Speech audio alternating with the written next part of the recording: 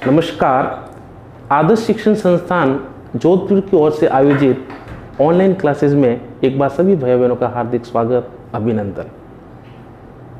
हमने कक्षा सप्तमी के 3 पाठों का अध्ययन कर लिया है और इसके साथ में हमने लट लकार और लोट लकार का भी अध्ययन किया है। आज हम जो है कक्षा सप्तमी की संस्कृत की पाठ्य पुस्तक का चौथा पाठ हास्य बाल कवि सम्मेलन, इसका अध्ययन करेंगे। हास्य बाल कवि सम्मेलन जो है छोटे छोटे बालकों के द्वारा कवि बनना और उसके बाद में मनोरंजन के रूप में ये कार्यक्रम जो होते हैं वह सुनने वाले यानी श्रोतागणों का मनोरंजन करने के लिए ऐसे आयोजन किया जाता है। इसमें कुछ ऐसे चुटकुले, कुछ हंसी मजाक के तथ्य वगैरह जो होते हैं वो पेश किए जाते हैं, जिससे सुनने वाले हंसते हैं और अपना आप को रोमांचित महसूस करते हैं। तो आइए हम जो है पाठ के माध्यम से हम अध्ययन करेंगे।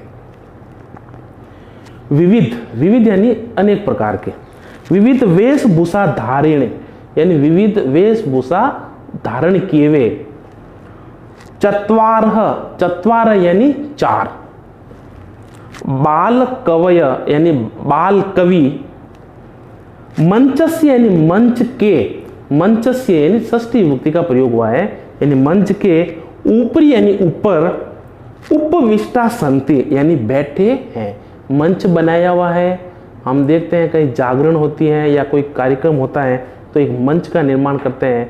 हम देखते हैं 15 अगस्त 26 जनवरी का हमारा कार्यक्रम होता है, नाच गाने का कार्यक्रम होता है, उसके लिए भी हम मंच का निर्माण करते हैं। तो वैसे उस कवि सम्मेलन के लिए एक मंच का निर्माण किया गया था। उस मंच के ऊपर 4 जो हैं बालक, छोटे हास्य कवि जो हैं वो उपविष्टा संति यानी बैठे हैं। अस्ति स्त संति यानी ये बहुवचन है, अस धातु। फिर आगे अध यानी नीचे, श्रोतार यानी सुनने वाले, हास्य कविता श्रवणाय यानी हास्य कविता को सुनने के लिए, उत्सुका यानी उत्सुक, संति यानी है, यानी नीचे जो बैठे हैं, जो श्रोतागण हैं, सुनने वाले जो हैं, वो हास्य कविताओं को सुनने के लिए उत्सुक हैं, लालायित हैं। कोलाहलम च कुर्वन्ति और शोरगुल भी करते हैं। हम देखते हैं, हम 15 अगस्त 26 जनवरी के टाइम में हम देखते हैं कि कार्यक्रम की प्रस्तुति जब होती है उस समय मंच पर जब कोई भैया बहन आते हैं तब तक तो आगे के जो भैया बहन बैठे होते हैं वो बहुत शोरगुल करते हैं और देखने वाले अभिभावक होते हैं वो भी चर्चाएं वगैरह करते रहते हैं, तो बातचीत होती रहती है। तो वैसे के वैसे उन श्रोतागण भी खूब सारे कोलाहल यानी शोरगुल कर रहे थे। संचालक, मंच का संचालन करने वाला, अलम कोलाहलेन यानी शोरगुल मत कीजिए। अलम का मतलब होता मत करो, कोलाहलेन यानी शोरगुल मत कीजिए। वो माइक पर वो बार बार बोल रहा है कि शोरगुल मत कीजिए। अद्य यानी आज, परम हर्षस्य यानी आज बहुत ही हर्ष यानी खुशी का, अवसर यानी अवसर है, यत यानी कि, अस्मिन कवि सम्मेलन यानी इस कवि सम्मेलन में, काव्य हंतार यानी काव्य को नष्ट करने वाले, और कालयाप काश्च और समय को बर्बाद करने वाले, काव्य को नष्ट करने वाले और समय को बर्बाद करने वाले, भारतस्य बालकस्य रामस्य गजस्य, ये षष्ठी विभक्ति का एक वचन है, यानी भारतस्य यानी भारत के, हास्य कवि धुरंधरा, हास्य कवि धुरंधर यानी कविताओं में यानी हंसी मजाक रूपी कविताओं में धुरंधर,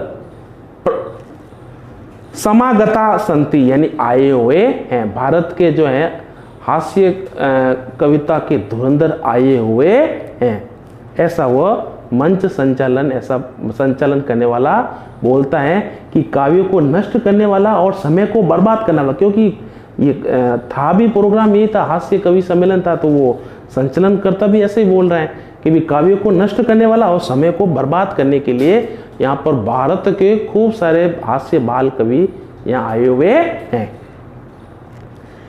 यही कर्तध्वनि नाम वयम एतेषाम स्वागतम कुरुम, कि आइए कर्तव्य ध्वनि के साथ यानी तालियों की गड़गड़ाहट के साथ, वयम यानी हम सब, अहम आवाम वयम यानी हम सब, एतेषाम यानी इनका, स्वागतम कूर्म स्वागत करें, कि आइए हम तालियों की गड़गड़ाहट के साथ इनका स्वागत करें, इनका अभिनंदन करें। अब सबसे पहले अब ऐसा कर मंच संचालन ये जब बात करते हैं, उसके बाद जो मंच पर बैठे कवि होते हैं वो एक एक करके अपनी प्रस्तुति दे रहे हैं। उससे सबसे पहले आया गजाधर। अब गजाधर क्या बोलता है वो देखिए, सर्वेभ्यो रसिकेभ्यो, सर्वेभ्यो रसिकेभ्यो यानी सभी जो आनंद नहीं लेने वाले, जो इन कवि सम्मेलनों का जो है आनंद नहीं लेने वाले, ऐसे वो व्यंग्यात्मक रूप में बोल रहे हैं, उनको नमो नमः यानी नमन करता हूँ। क्या जो यहाँ सिर्फ जो है समय को बर्बाद करने के लिए आए हैं, जो आनंद नहीं लेते हैं, है ना, उन सबको मैं जो है नमन करता हूँ। प्रथमम यानी पहले, तावत अहम आधुनिकम यानी पहले तो मैं आधुनिक, एक होता प्राचीन यानी पुराना, आधुनिक यानी अभी, अभी वर्तमान में जो है, वैद्यम यानी वैद्य यानी बीमारी को ठीक करने वाला, तो उसको वैद्य कहते हैं। हम अंग्रेजी में उसको डॉक्टर बोलते हैं, है ना, चिकित्सक, है नहीं। तो आधुनिक वैद्यम यानी आधुनिक वैद्य यानी आधुनिक डॉक्टर का, उद्देश्यम स्वीक्यम काव्यम श्राव्यामि, उनका उद्देश्य जो है वह अपने यानी मेरे द्वारा अपने काव्य के माध्यम से मैं सुनाता हूं। अब वो एक श्लोक के माध्यम से आधुनिक डॉक्टर के बारे में वो बताता है, एक श्लोक के माध्यम से। तो हम श्लोक को हम जो है गा के बोल सकते हैं। वैद्यराज नमस्तुभ्यम यमराज सहोदर, यमस्तु हरते प्राणान वेद्यः प्राणान धनानि च। वैद्यराज नमस्तुभ्यम यमराज सहोदर, यानी यमराज की तरह, यमराज का भाई, यमराज के भाई की तरह, यानी इसमें कवि जो है वह डॉक्टर को यमराज के भाई की तरह माना है कि वैद्य राजा नमस्तुभ्यम यानी वैद्य राजा डॉक्टर साहब तुम्हें नमस्कार करता हूँ, मैं नमन करता हूँ कि यमराज के भाई की तरह, यमराज के भाई के समान ऐसे वैद्य को मैं नमन करता हूँ, नमस्कार करता हूँ। यमस्तु हरति यानी यमराज तो हरता है, प्राणान यानी प्राण, यानी यमराज तो प्राणों को हरता है, और वैद्य यानी डॉक्टर प्राणान धनानि च यानी डॉक्टर जो होता है वो प्राण और धन दोनों को हरता है।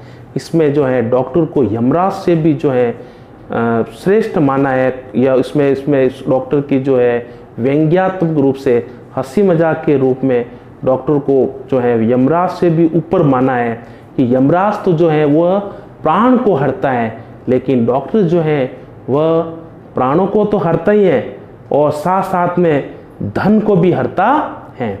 आज हम इतना ही पढ़ेंगे और इस पाठ के मैं आपको कुछ शब्दार्थ दूंगा, शब्दार्थ आपको कक्षा कार्य में करना है। ठीक है, धन्यवाद।